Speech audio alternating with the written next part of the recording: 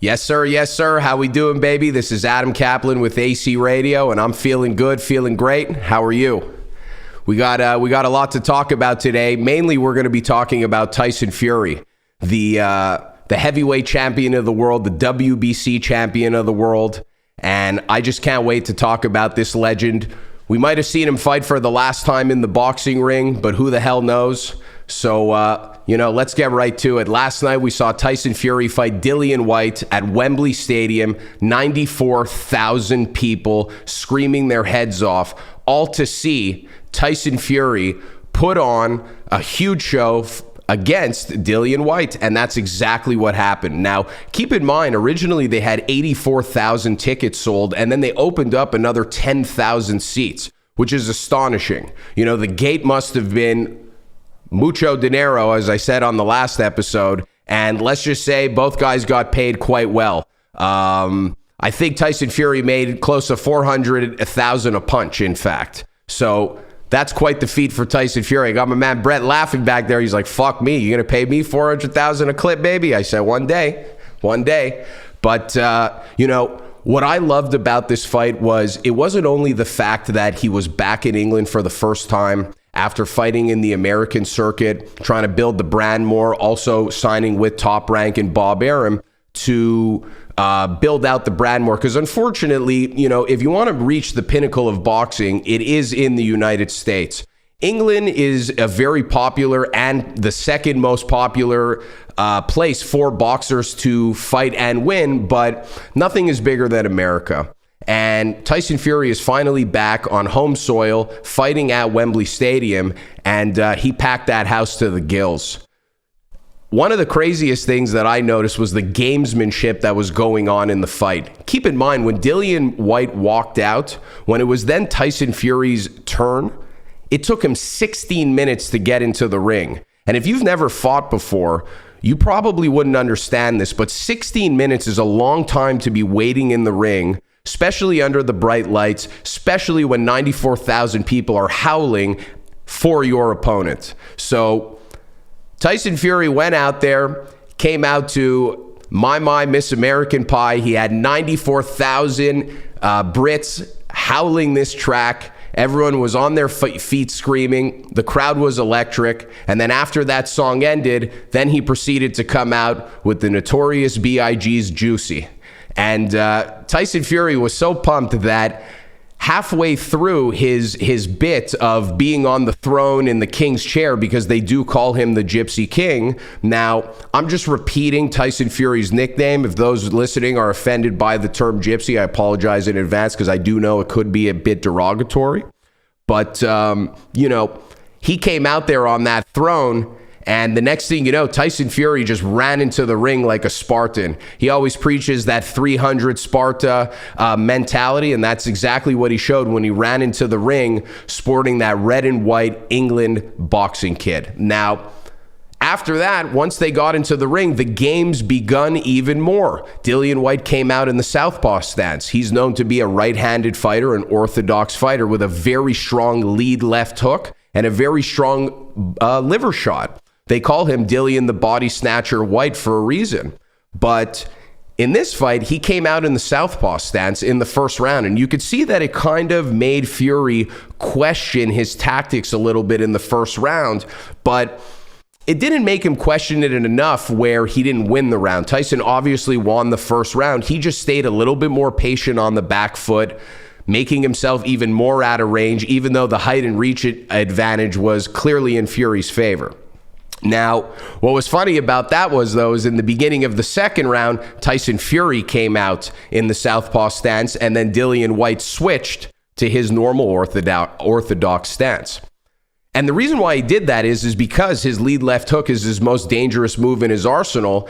Now that Tyson Fury is fighting against Whyte in southpaw, he is now able to hand fight more. Okay, so what that means is Tyson Fury is now able to use his lead hand, his right hand, because he's now in southpaw, to now combat against Dillian Whyte's left hook. Okay, and people don't really understand the art of hand fighting. It looks like they're pawing a bit, and they're pawing, and that's exactly what they're doing. But at the same time, while you're pawing, you're almost disrupting, or you are disrupting the decisions that Dillian is trying to make in terms of closing the distance and landing that lead left hook to the head or the body.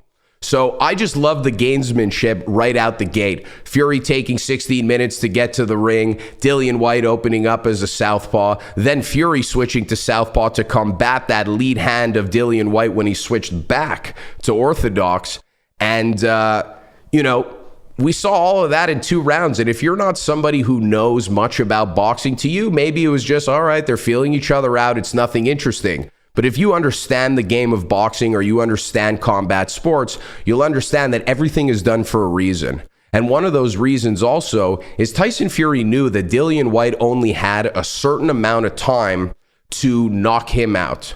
And after that certain amount of time, Dillian Whyte was going to gas, and then Tyson Fury was going to take over. And that literally happened. Moment by moment, we slowly saw Dillian Whyte getting more frustrated, trying to close the distance, throwing in a few dirty tactics. The heads clashed at one point. Dillian Whyte got cut by it. Both guys blaming each other on the matter. But at the end of the day, we knew that Dillian Whyte was having a hard time closing the distance, and he needed to get a little bit dirty on the inside.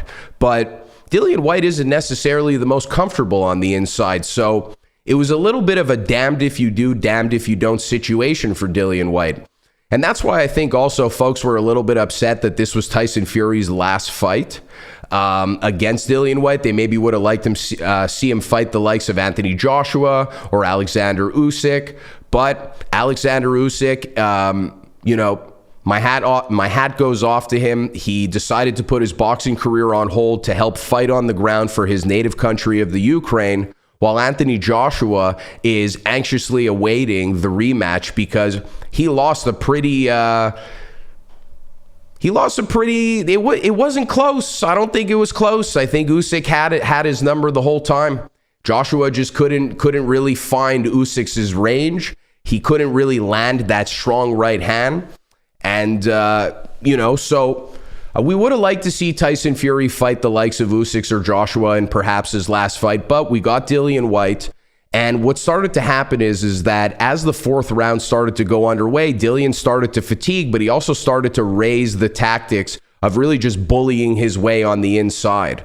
But that didn't really work to his advantage because Tyson Fury is so much bigger and so much longer that he was able to wrap his arms around him, clinch up, and then let Dillian Whyte hold on to that weight of Tyson Fury. So it didn't really work in Dillian Whyte's favor now. As we saw, though, in that 6th round where the knockout happened by a nice right uppercut, you could see that Dillian was starting to get exhausted, and now Fury's style changed again. He went to hands down, bobbing his head, moving his feet, slipping the punches in a very Ali-esque way that he's had a tendency and a great history of doing.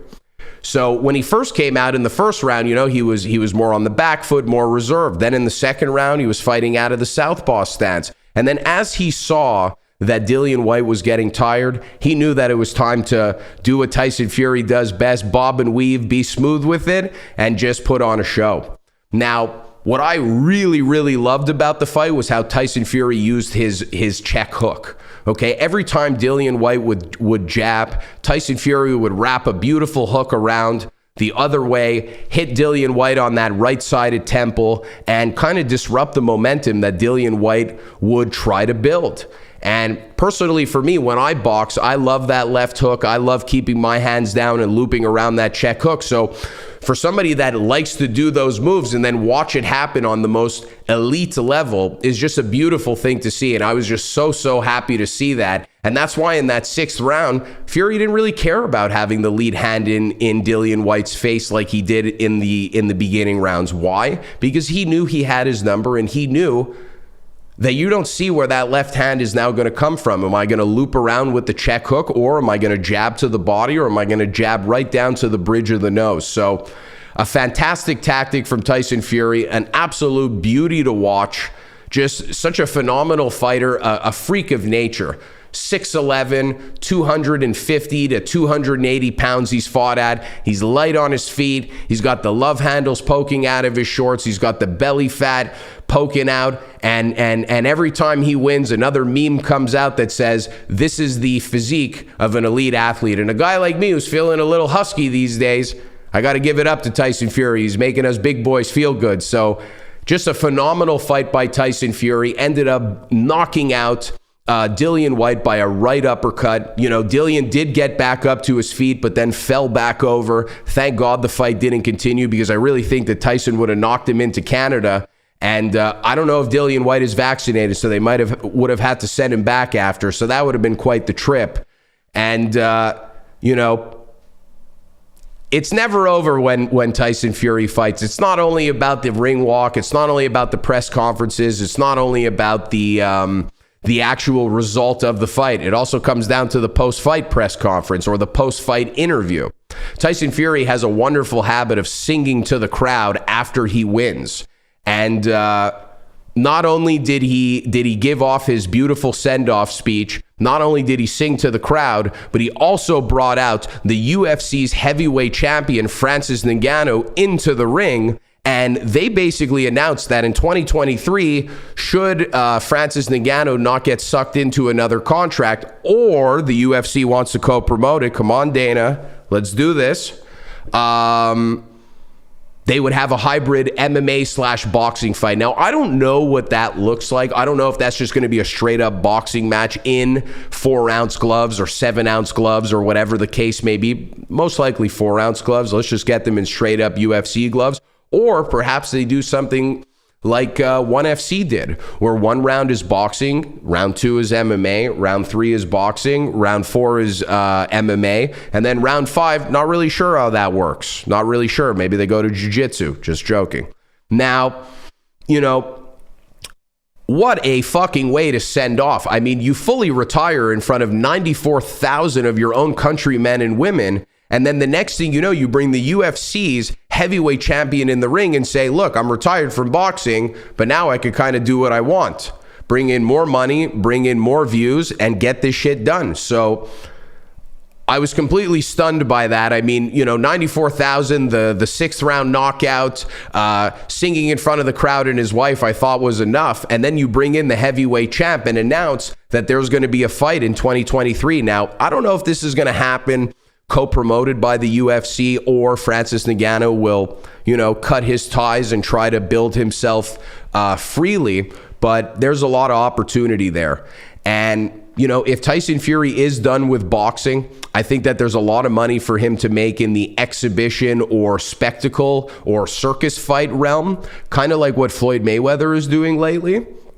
Or, as he stated before, he's willing to take another return back to the WWE. Remember, Tyson Fury wrestled against Braun Strowman in Saudi Arabia, and Tyson Fury was on the WWE. I'm not even looking, and Brett's tripping over there.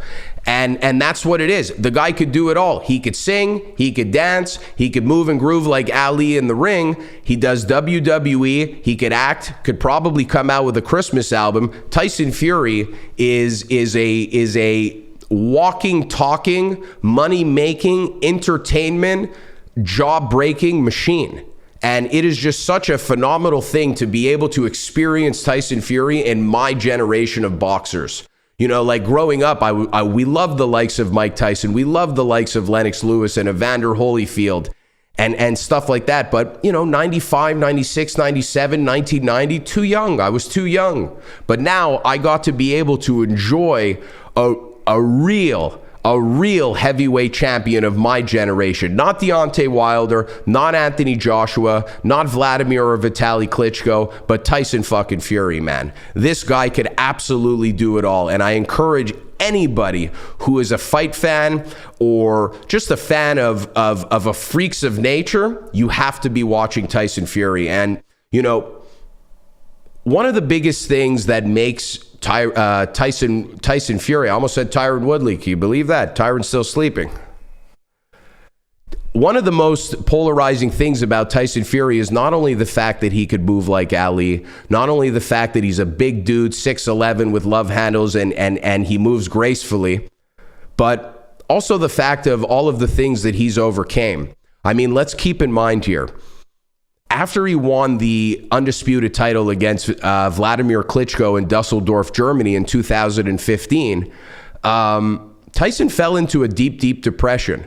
And perhaps even the word depression is an understatement in terms of how low he actually fell. You know, a lot of Olympians, a lot of human beings in general, after they've ticked that box of one of the greatest goals of their life, what starts to happen is they have a what now moment. And that's what Tyson Fury had. You know, he comes from a lineage of bare knuckle boxing fighters. You know, his father, John Fury, is as old school as it gets, was a bare knuckle boxer, was a boxer as well. And after you win the undisputed championship, you become the lineal champion, which means you won the WBC, WBA, WBO, the ring, and the last one is the IBF title, which he actually got stripped from right away, but we won't talk about that. Politics. He won all 5 or 6 belts. Kind of had a moment after, like, what now? What am I doing?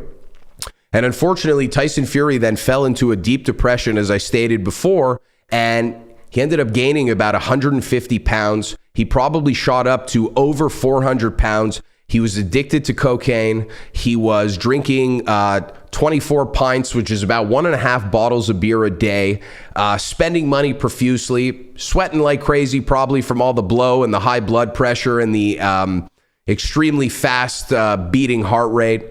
And, you know, we just never thought we were going to see Tyson Fury again. We would see pictures of him. He was blown up. He was trying to make it seem like he was happy-pappy, but everybody knew deep down that he was struggling with something. And then he came out about it and he started talking about it. And, you know, after I read Tyson Fury's book, Behind the Mask, one of the most endearing stories that he had shared was when he was driving on that bridge in his Ferrari. And he was driving it as fast as he can. And he thought, I'm going to end it now. There's nothing for me to live for anymore. The game of boxing, I've completely beaten the game, and now it's left me feeling empty and hopeless. So why should I live anymore? Tyson Fury then drove on that bridge as fast as he can, and then at the very last moment thought about his kids, thought about his wife, thought about his family. Swerved the lane, kept driving, and drove right home. He ran right upstairs, he got right down on his knees in his bedroom, and he prayed to God to help him. He prayed to God and he cried his eyes out. A 6'11", 250 to 300 pound monster with the confidence of a Muhammad Ali, with the bravado of a Conor McGregor, with the I don't give a fuck of the likes of an Eminem or whoever you want to use. You know, even the likes of a Donald Trump, you know, like the I don't give a fuck-ism of a Donald Trump is what Tyson Fury holds. He went into his bedroom, he got down on his knees, he prayed to God, he cried his eyes out, and after he did that, he had felt a weight shift off of him. He had felt a lot better. And Tyson Fury is a believer in God. He always likes to thank Jesus Christ after he wins every fight, and he said that day when he got down on his knees, and begged for forgiveness or freedom or to be relieved of all of his issues, he felt that. He felt that God had granted him that. And slowly but surely, he had started jogging, he had started moving, he had started grooving. And then what happened is I believe he got invited to Marbella, Spain for the Billy Joe Saunders camp. And that's where he met Ben Davidson. Ben Davidson was a nice young coach. Nothing like we usually see in the game of boxing. Usually in the game of boxing, we see these old school rough and tough boxers. Ben Davidson, to be honest, kind of looks like me, maybe a couple pounds lighter. Slick back hair, a little bit of a blonde ginger vibe with a little brunette sprinkle, and just somebody, though, who knows the game. Tyson Fury grew up in his career around a lot of old school guys, so I think having a young gun like Ben Davidson kind of sparked a glow. Now, what's actually a funny story in terms of how the coaching-fighter relationship happened is while they were in Spain, they were out for lunch, and Tyson gave a look at Ben and said, you know what, Ben, if you want me to make my comeback and you want to be my coach, you see those 2 girls down there? I want you to run up right to them and get their phone number. What do you think happened? He got the digis, baby. He got the digis. And the next thing you know, Tyson Fury was on the road and was ready to take on Safir Safari and Francesco Pinata, okay? Not great opponents, not people that Tyson Fury really belonged in the ring with, but coming off of losing over 150 pounds, overcoming depression, completely having your world turned upside down, and then being able to grab it back and then get back in the ring. This is what you have to do in the name of boxing. Boxing's a little bit different from MMA, okay? In the MMA game, it's always like, who's the next toughest opponent? In boxing, they have these they have these intelligently planned warm-up fights, which bothers a lot of fight fans. But most of these guys and women have never stepped in the ring anyway. So do they really have the right to say that? Maybe, because they are the consumer. You know, the customer thinks they're always right. Not necessarily in this case. It's not your face getting punched out. It's his, or it's theirs, or it's hers.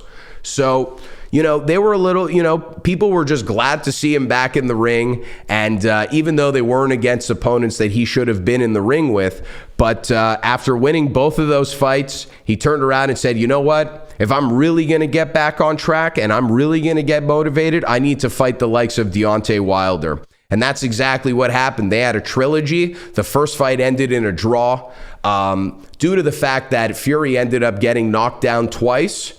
So because of that, the round ends up being 10-8 instead of 10-9. So on the scorecards, they ended up scoring it a draw. However, if you really watch that fight, even when Tyson Fury was knocked dead in the 10th, 11th, or 12th round, I don't remember, forgive me.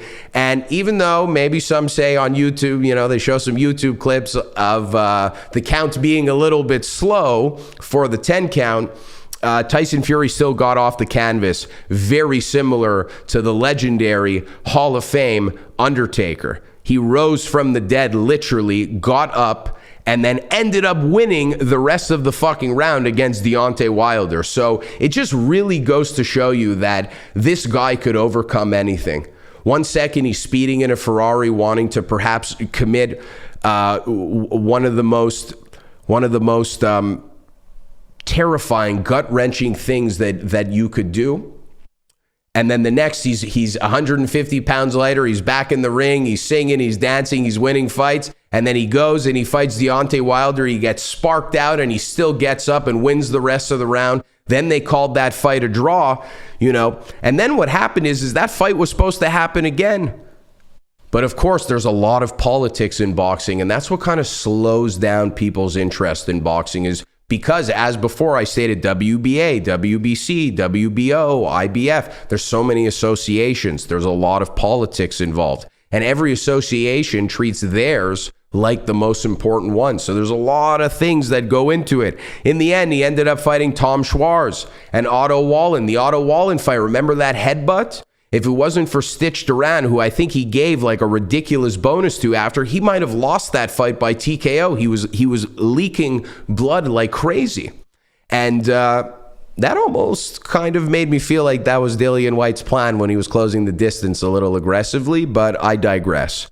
Then we got the two Deontay Wilder fights. Obviously, we know a TKO in the 7th round, a KO in the 11th round by Tyson Fury. Solidified the trilogy. Tyson Fury is absolutely 2-1 against Deontay Wilder. I'm willing to say 3-0, but it is what it is. And retained the WBC and the Ring Heavyweight Championship. And then that brought us to the Dillian Whyte fight, which I spoke about before. So, you know, just an emphatic story. I mean, guys, like, we wake up in the morning and we don't feel like going to work, and we feel like the whole world is on our shoulders, and we feel like dog shit about ourselves. And then we look at individuals like this, and like, this is a real inspiration. Like, this is a person that you look to. Are the antics brash? Does he talk a little funky? Does he have a little bit of a swagger to him that most people maybe could never even obtain? Yeah, for sure. But if you listen to the message and take away the character, dude, Tyson Fury is somebody that everybody needs in their life. I just watched a clip of him doing the plank, and he said, you know what the funny thing is? My body is shaking. My body is shaking and ruffling like a feather. But you know what the thing is my my doesn't actually know it's tired. It's my mind that does. It's my mind that's making me want to drop down to my hips and rest my chest on the mat. It's my mind that's making me feel depressed or suicidal or feeling like I'm tired or I'm exhausted. It's not my body. And once you understand that, then you'll know that you can control anything with your mind. And I think realistically, that is like definitely the end goal for all of us, especially in 2022, 2021, 2020, 2019, mental health being such a big thing. We obviously want to know that we can maybe one day obtain and learn this skill. And, you know, those things aren't possible unless we have people like Tyson Fury to show us that it's possible. And he truly did show us that it was possible by overcoming anxiety, overcoming depression, overcoming that feeling of what now? What do I have left to accomplish? And then not only overcoming it, but then coming back to win the heavyweight championship against one of the single greatest, hardest punchers in heavyweight boxing history, Deontay Wilder. I'm not going to say he's like your 12-round, dance around you, pop, jab, and move. He's not that guy, but Deontay Wilder does indeed have single one-punch power. And, you know, I could just go on and on about how inspirational Tyson Fury is, but I encourage people perhaps to read the book Behind the Mask. I encourage people to go on YouTube and watch the journey. Really take a look at how fucking fat he was and how far he came from to get back into that ring. It's absurd. It almost seems like it shouldn't be possible because the average person would never be able to get themselves out of that mess, you know, never get themselves out of that mess. And, you know, I think everybody's situation is different though when it comes to depression and anxiety and dark thoughts and whatever it is. So let's not blanket everything. I think we have a problem as humans for, well, he did it, so could I, or she did it, so could I. It's not really the way things work. Everybody has a different life, a different path, a different set of family members. Maybe you have no family members. Everybody's dynamics are different. But if you're really feeling down and you're really feeling out, I really encourage you to go on YouTube, look up a little bit of Tyson Fury chatting about mental health. And that's one of the things that he's going to be taking on next. I believe that he is going to be a tremendous ambassador in the mental health game now that he'll have a little bit more time if he's not fighting.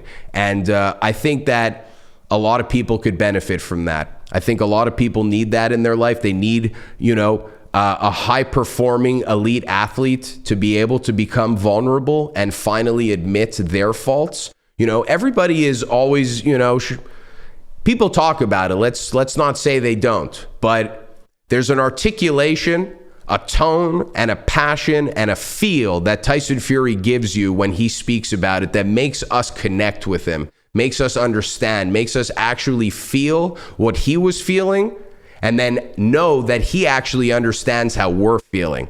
And I just think that that's a tremendous thing, considering at the fact that he's not a tangible person. He's not someone we could just reach out to and call and talk to and message on Instagram and he's going to answer you. But when you listen to the press conferences and the interviews and the sound bites and the viral clips that show up on YouTube and social media, you absolutely know that he is standing with us just as much as we are standing with him when he gets in the ring. And I take my hat off to Tyson Fury. If this is the last time, not the first time, if this is the last time that we're going to see Tyson Fury in the ring, I tip my hat to him. It was a pleasure watching you, but I don't think this is the case. I think we are going to see Francis Ngannou versus Tyron Woodley again. What's up with that, man? Got that Jake Paul pot on my mind. That's the problem. I really think that we're going to see Ngannou versus Fury. I really think that. So, you know, we got Fury, we got Ngannou coming in 2023. We're going to save that one, though, for another pod. And I really thank you all for coming here today and listening to a little bit about the Tyson Fury podcast. Congratulations, Tyson. You're a legend. We love you. There's only one Tyson Fury. AC Radio, we're out.